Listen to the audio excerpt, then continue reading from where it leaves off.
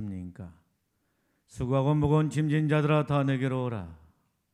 내가 너희를 쉬게 하리라 말씀하시는 주님의 이로하심과 인생의 무거운 짐을 벗겨주시는 하나님의 놀라우신 축복이 이 시간 저와 여러분들에게 있어지기를 간절히 축복합니다.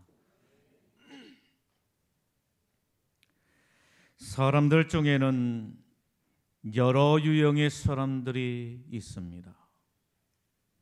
처음은 좋았으나 마지막이 좋지 못한 사람들이 있는가 하게 되면, 처음은 좋지 못했으나 마지막이 좋은 사람이 있습니다. 그런가 하게 되면 처음도 마지막도 좋은 사람이 있는가 하게 되면 처음도 마지막도 좋지 못한 사람이 있습니다. 여러분, 그렇다라고 한다면 오늘 저와 여러분들은 어떤 유형의 사람들인 것입니까? 오늘 말씀에 등장하는 가룟 유다는 어떤 사람이었습니까? 처음은 좋았으나 마지막이 좋지 못한 사람이었다라고 하는 말입니다. 가룟 유다, 그는 어떤 사람이었습니까? 예수님의 12 제자 가운데 한 사람이었습니다. 그리고 예수님의 제자 공동체에 있어서 재정을 관리하는 사람이었습니다. 예수님과 함께 3년 동안이나 동고동 나가면서 살았던 사람이었습니다. 예수님의 사랑을 듬뿍 받는 직분 가운데 한 사람이었던 것입니다. 그런데 그런 가룟 유다가 예수님을 배신하게 된 것입니다. 은혜를 원수로 갚는 것입니다. 참으로 어처구니가 없는, 상상할 수 없는 기가 막힌 일이었던 것입니다. 여러분, 왜 가룟 유다가 배신하게 되었을까요? 왜 가룟 유다가 예수님을 배신하게 된 것입니까? 추측하건대 그의 야심이 좌절되었기 때문에 그렇지 않았는가 생각해 볼 수가 있는 겁니다. 가룟 유다에게 야심이 있었습니다. 여러분, 그 야심이 무엇이었습니까? 권세였다라고 하는 말인 것입니다. 그는 권세를 얻고 싶었습니다. 그는 생각하기를 예수님이 이스라엘의 정치적인 왕이 될 것이라고 생각을 했습니다. 여러분, 예수님이 얼마나 대단했습니까? 그가 가는 곳곳마다 수많은 사람들이 인산인해를 이루게 되었다라고 하는 말입니다. 그리고 얼마나 엄청난 기사와 이적을 베풀었습니까? 예수님은 충분히 이스라엘의 왕이 되고도 남을 뿐이셨습니다. 그래서 가룟 유다는 예수님을 열심히 따라다녔습니다. 예수님께 달라붙어 있으면 한 자리 하겠다라고 하는 생각을 하게 된 것입니다. 그런데 이게 웬일입니까? 오랜 기간 예수님을 따라다녔지만 예수님이 왕이 될 만한 그런 기미가 보이지를 않는 겁니다. 그래서 예수님을 배신하게 된 겁니다. 가룟 유다는 어떤 사람이었습니까? 돈에 눈이 어두운 사람이었습니다. 요한복음 12장 6절에 보게 되면 이렇게 말씀합니다. 그는 도둑이라 돈깨를 맞고 거기에 넣은 것을 훔쳐감이라 라고 말씀하고 있는 것을 봅니다. 그는 어떤 사람이라고 말씀하고 있죠? 도둑이라고 하는 것입니다. 예수님께서 그에게 돈깨를 맡겼는데 그 돈깨에서 돈을 훔쳐갔다라고 하는 말입니다. 그는 돈의 눈이 어두운 사람이었습니다. 마태복음 26장 15절에 보게 되면 가룟 유다가 대제사장들에게 가서 이렇게 말합니다. 내가 예수를 너에게 넘겨주리니 얼마를 주겠느냐? 예수님을 돈으로 흥정하는 것입니다. 그는 평소에 돈을 밝히는 사람이었다라고 하는 겁니다. 안전하서나 당신 생각이 아니라, 안전하서나 주님 생각이 아니라 안전하서나 돈 생각을 하게 된 것입니다. 돈을 사랑했습니다. 돈을 사랑할 정도가 아니라 돈의 노예가 된 사람이었다라고 하는 말인 것입니다. 여러분, 이것을 누가 알고 있었어요? 이것을 누가 알고 있었던 것입니까? 사탄이 알고 있었다라고 하는 것입니다. 사단이 가룟 유다의 아킬레스건을 알고 있었던 것입니다. 그러기에 그 아킬레스건을 가지고 사단이 가룟 유다를 공격하게 된 것입니다. 요한복음 13장 2절에 말씀합니다. 마귀가 가룟 유다의 마음에 예수를 팔려는 생각을 넣었다라고 말씀하고 있는 것을 보게 됩니다. 여러분, 누가 가룟 유다의 마음에 예수를 팔려는 생각을 넣었다라고 말씀하고 있지요? 마귀인 것입니다. 마귀가 가룟 유다의 마음에 예수님을 팔려는 생각을 넣었다라고 하는 것입니다. 돈을 사랑하는 가룟 유다, 돈의 노예가 되어버린 가룟 유다의 마음에 예수를 팔려는 생각을 넣었다라고 하는 것입니다. 여러분, 제 근원이 무엇이라고 말씀하고 있지요? 제 근원이 바로 마귀라고 하는 것입니다. 마귀라고 하는 영적인 존재가 있어, 마귀라고 하는 우리 눈에 보이지 않는 영적인 존재가 있어 사람들로 하여금 죄를 짓게 하고 넘어지게 만든다라고 하는 말씀인 것입니다.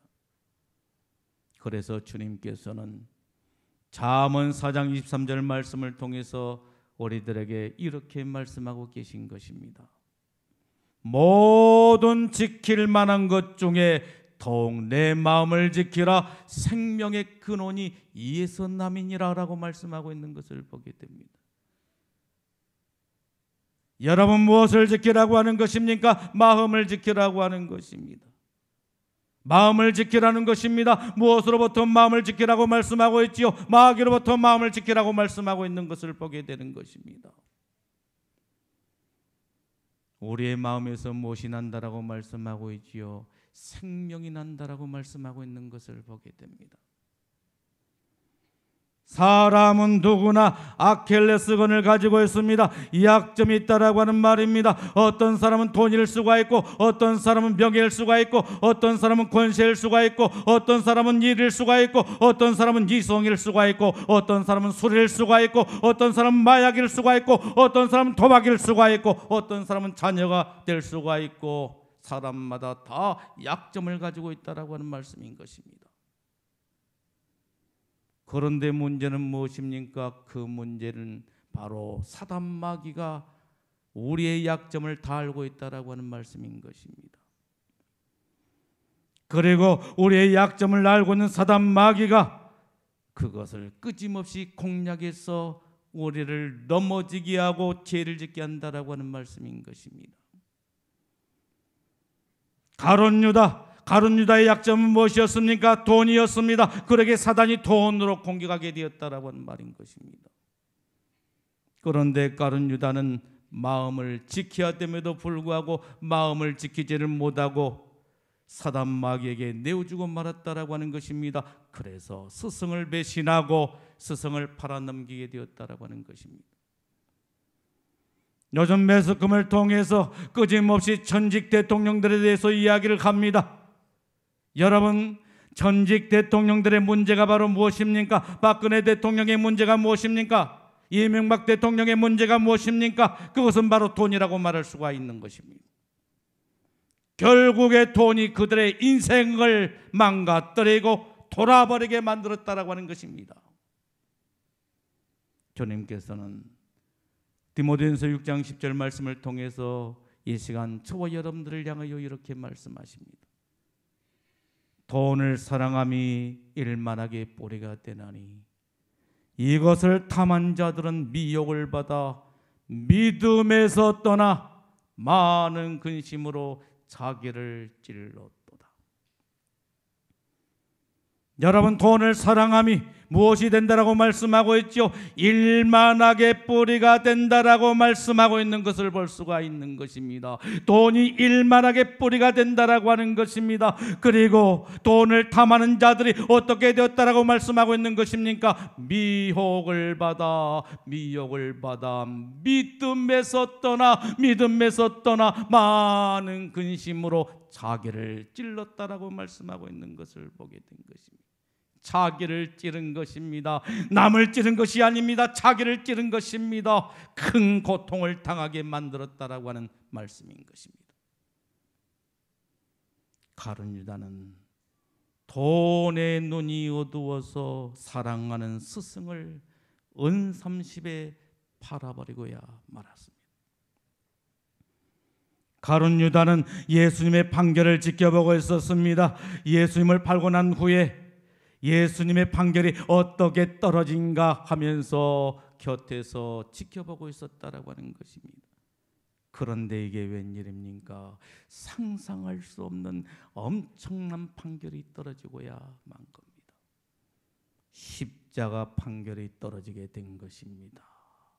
십자가 판결이 떨어지게 된 것입니다. 극악무도한 죄인들이 받게 되는 십자가의 판결이 떨어지게 된 것입니다. 그것을 보고 있던 가룟 유다가 후회하며 뉘우치게 된 것입니다. 3절에 말씀합니다. 그의 정죄됨을 보고라고 합니다. 가룟 유다가 무엇을 보았다라고 하는 거예요? 그의 정죄됨을 보았다라고 하는 거예요. 예수님이 십자가의 판결을 받게 된 것을 보고 있었다라고 하는 것입니다. 유다는 이것을 보고서 양심의 가책을 받아 스스로 뉘우치고 후회하게 된 것입니다. 내가 큰 실수를 범했구나. 내가 어쩌자고 이렇게 엄청난 죄를 지었는가라고 하면서 후회하고 뉘우치게 되었다라고 하는 말인 것입니다. 여러분, 여기에 중요한 게 있습니다. 후회는 회개에 이르지 못한다라고 하는 것입니다. 후회는 회개에 이르지를 못한 것입니다. 후회는 회개에 이르지를 못한 것입니다. 가룟 유다는 양심의 가책을 받아서 후회하고 뉘우치기는 했습니다만 회개하지를 못했다라고 하는 것입니다. 여러분, 회개가 무엇입니까? 하나님 앞에 자신의 잘못을 고백하고 용서를 구하는 것을 회개라고 말할 수가 있는 것입니다. 그런데 가룟 유다는 그렇지를 못했습니다. 그 결과가 바로 무엇이었습니까? 결국에 멸망을 당하고 말았다라고 하는 것입니다. 주님께서는 요한 1장 9절 말씀을 통해서 이 시간 저와 여러분들을 향하여 이렇게 말씀하고 계신 것을 볼 수가 있습니다. 만일 우리가 우리 죄를 자백하면 그는 미쁘시고 의로우사 우리 죄를 사하시며 우리를 모든 불의에서 깨끗하게 하실 것이요라고 말씀하고 있는 것을 보게 됩니다. 만일 우리가 우리 죄를 자백하면 어떻게 하시겠다라고 주님께서 말씀하고 계신 것입니까? 우리의 죄를 사하시며 우리를 모든 불의에서 깨끗하게 하실 것이라고 말씀하고 있는 것을 볼 수가 있는 겁니다. 그런데 문제는 무엇입니까? 많은 사람들이 후회하면서도 회개치를 않는다라고 하는 것입니다. 그래서 사제의 은총을 받아 누리지를 못하게 된 것입니다. 기억하셔야 됩니다. 꼭 기억하셔야 되는 것입니다. 무엇을 기억해야 되는 것입니까? 회개 없는 후에는 제3의 은총을 누릴 수가 없다라고 하는 것이고 하나님의 은혜를 입을 수가 없다라고 하는 것이고 구원에 이를 수 없다는 사실을 꼭 기억하셔야 된다라고 하는 말씀인 것입니다. 여러분, 가룟 유다는 왜 후회하게 되었을까요? 무지한 피를 팔고 죄를 범했기 때문이었습니다. 4절에 말씀합니다. 내가 무지한 피를 팔고 죄를 범하였도다. 내가 무지한 피를 팔고 죄를 범하였도다라고 합니다. 그래서 가룟 유다가 어떻게 했습니까? 예수님을 팔아 넘겼던 그 예수님의 몸값을 가지고 대제사장에게 찾아가게 된 것입니다. 그리고 그것을 대제사장에게 건너주고자 했다라고 하는 것입니다. 그러자 대제사장들이 어떻게 했습니까? 네가 죄를 지었으니 네가 정죄를 당하라. 네가 죄를 지었으니 내가 정죄를 당하라고 하면서 냉정하게 거절하고 말았다라고 하는 것입니다. 가룟 유다의 죄책감에 대해서 고민에 대해서 위로하기는커녕 동정하기는커녕 네 죄값을 네가 받으라 하면서 냉정하게 거절하고 말았다라고 하는 것입니다. 여러분, 이들은 조금 전까지만 해도 어떤 사이였습니까? 가룟 유다를 친한 친구처럼 생각하고 환대했던 사람들이었습니다. 그리고 함께 일했던 사람들이었습니다. 그런데 보십시오. 그런 사람들이 한순간에 돌변하게 된 것입니다. 한순간에 돌변하고 도리어 죄인 취급을 하고 있는 것을 볼 수가 있는 것입니다. 이것이 배신자의 운명이라고 말할 수가 있는 것입니다. 일제시대 때 일입니다. 토건업을 하는 한 장로님이 있었습니다. 이 장로님이 큰 공사를 수주하기 위해서 조선 총독부를 찾아가게 되었습니다. 조선 총독부를 찾아가서 일본 관리를 만나게 된 것입니다. 그런데 이 일본 관리가 장로님이 예수님을 믿는 것을 알고 이렇게 말합니다.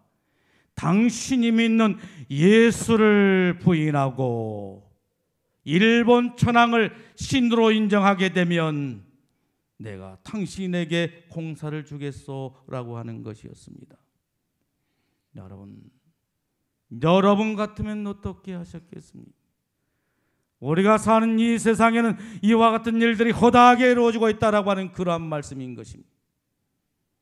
예수님을 부인하게 되면, 예수님을 믿지 아니하게 되면 내가 너에게 이와 같은 큰 일을 주겠다라고, 선물을 주겠다라고 한다면 어떻게 하시겠습니까? 그런데 이 장로님은 믿음이 좋은 장로님이었음에 틀림이 없는 것입니다. 내가 공사를 맡지 못한다 할지라도, 내가 밥을 굶어 죽는 한이 있다 할지라도 내가 믿는 예수님을 절대로 부인할 수가 없소 라고 하면서 돌아서게 된 것입니다. 며칠 뒤였습니다. 조선 총독부 관리가 장로님을 부르더니 이렇게 말한 것입니다. 만일 당신이 그때 당신이 섬긴 신을 배반했다라고 한다면 나는 당신을 신임할 수가 없었을 것이요, 자기 신을 배신한 사람을 어떻게 신임할 수가 있단 말이요. 내가 전에 당신에게 그렇게 말했던 것은 당신의 신앙을 테스트하기 위한 것이었어, 시험하기 위한 것이었어라고 말한 것이었습니다. 그리고 그에게 공사를 하도록 허락한 것이었습니다. 자신의 유익을 위해서 주님을 배신한 사람들은 불신자들로부터 신임을 받지 못할 뿐만 아니라 위선자라고 하는 말을 듣게 된다라고 하는 말씀인 것입니다. 그리고 가룟 유다처럼 하나님뿐만 아니라 사람들로부터 버림을 받게 된다라고 하는 말인 것입니다. 여러분, 주님을 배신하고 하나님과 사람들로부터 버림받는 가룟 유다의 운명을 보십시오. 얼마나 처참한 죽음을 당하게 된 것입니까? 5절에 보게 되면 스스로 목매어 죽으니라라고 말씀하고 있는 것을 보게 됩니다. 스스로 목을 매서 죽게 된 것입니다. 양심의 가책을 받아 도저히 견딜 수가 없어서 스스로 목매어서 죽게 된 것입니다. 자살을 하게 된 것입니다. 목을 매서 자살하게 되었다라고 하는 말인 것입니다. 사도행전 1장 18절에 보게 되면 가룟 유다에 대해서 이렇게 말합니다. 몸이 곤두박질하여 배가 터져 창자가 흘러나왔더라 라고 말씀하고 있는 것을 보게 됩니다. 무슨 말씀인 것입니까? 가룟 유다가 양심의 가책을 받아 견딜 수가 없어서 목을 매서 자살을 하게 되는데, 나무에 목을 매었는데 그 줄이 끊어짐으로 말미암아 그의 몸이 땅바닥에 곤두박질 치게 되는데 그의 배가 터져서 창자가 흘러나왔다라고 하는 말인 것입니다. 여러분, 얼마나 처참하고 무서운 형벌입니까? 그리고 지옥의 불에 던져지게 되었다라고 하는 말씀인 것입니다. 이것이 주님을 배신한 자의 운명이라고 하는 것입니다. 주님을 배신한 자의 운명인 것입니다. 이런 가룟 유다를 향해서 주님께서 뭐라고 말씀하십니까? 이 사람은 차라리 나지 않았으면 좋았을 것인데, 이 사람은 차라리 나지 않았으면 좋았을 것인데 라고 주님께서 안타깝게 그를 보시고 말씀하셨다라고 하는 것입니다. 올 주님께서 우리들을 보고 이러한 말씀을 하셔서는 안 된다라고 하는 것입니다. 내가 이 사람을 낳기를 참으로 다행스럽게 생각한다라고 말씀하시는 그러한 축복의 말을 들을 수가 있어야 될 줄로 믿습니다. 여러분, 아무리 힘들어도 자살해서는 안 되는 것입니다. 절대로 자살해서는 안 되는 것입니다. 이 가운데 자살을 생각한 사람이 있습니까? 안 됩니다. 자살해서는 안 되는 것입니다. 절대로 자살해서는 안 되는 것입니다. 왜 그렇습니까? 생명의 주인은 우리 주님이시기 때문인 것입니다. 우리는 이렇게 찬양을 하지를 않습니까? 생명 주께 있네, 능력 주께 있네, 소망 주께 있네, 주 안에 있네, 주께 하지 않습니까? 생명의 주인 누구라고 말씀하고 있는 것입니까? 우리 주님이라고 하는 것입니다. 하나님이라고 말씀하고 계신 것입니다. 그러므로 하나님의 것을 함부로 해쳐서는 안 된다라고 하는 말씀인 것입니다. 여러분, 왜 우리는 자살을 해서는 안 되는 것입니까? 자살은 무서운 살인죄라고 하는 말씀인 것입니다.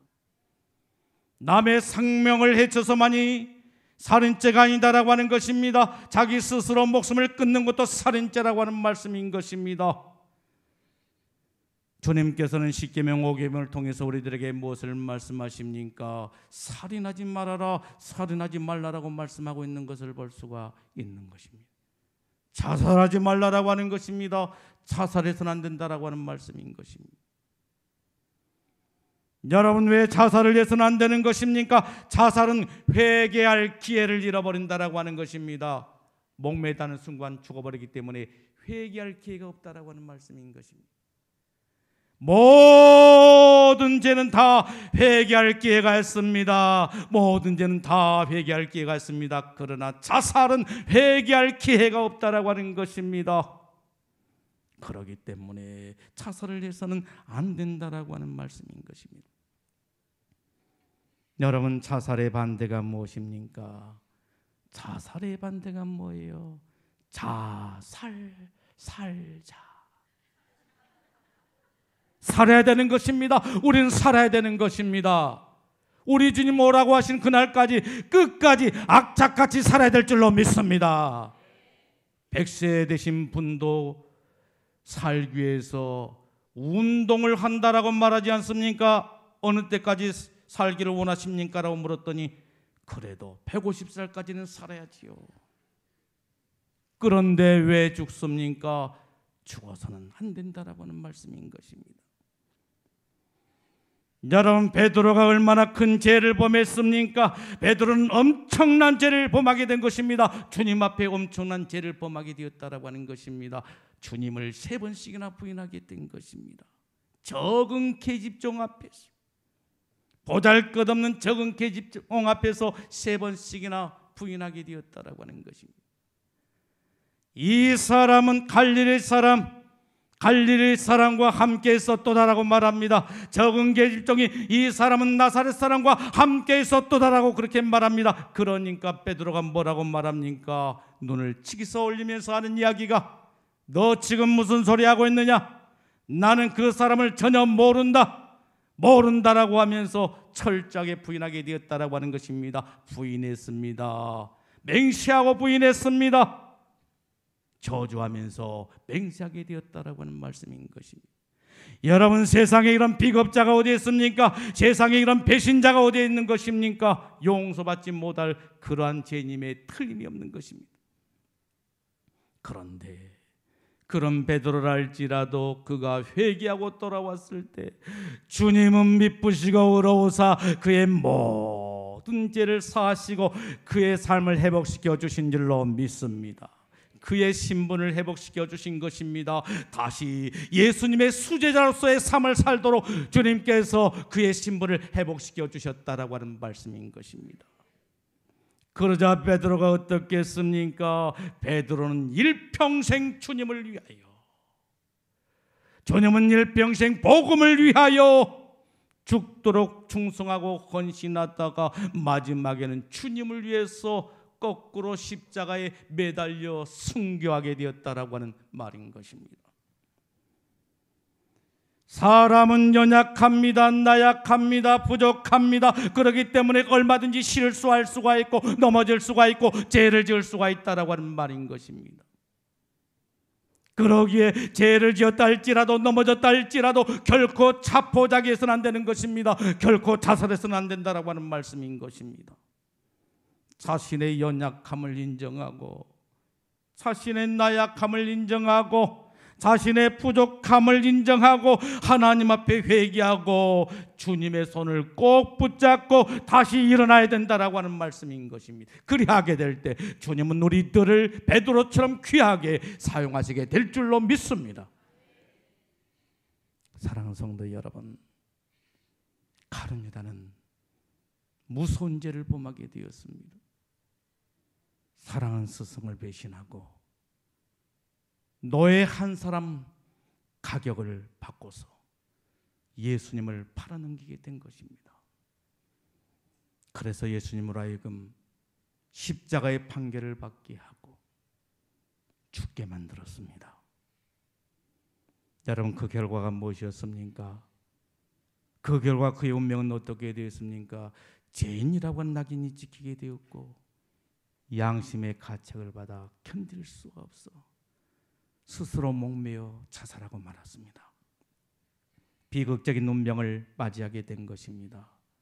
이것이 주님을 배신하고 은혜를 원수로 갚은 자의 운명인 것입니다. 왜 이렇게 되었을까요? 욕심 때문이었습니다. 권세에 대한 욕심, 돈에 대한 욕심 때문이었습니다. 주님께서는 이 시간 우리들을 향해 이렇게 말씀하십니다. 야고보서 1장 15절 말씀을 통해서 이렇게 말씀하신 것입니다. 욕심이 잉태한즉 죄를 낳고 죄가 장성한즉 사망을 낳느니라.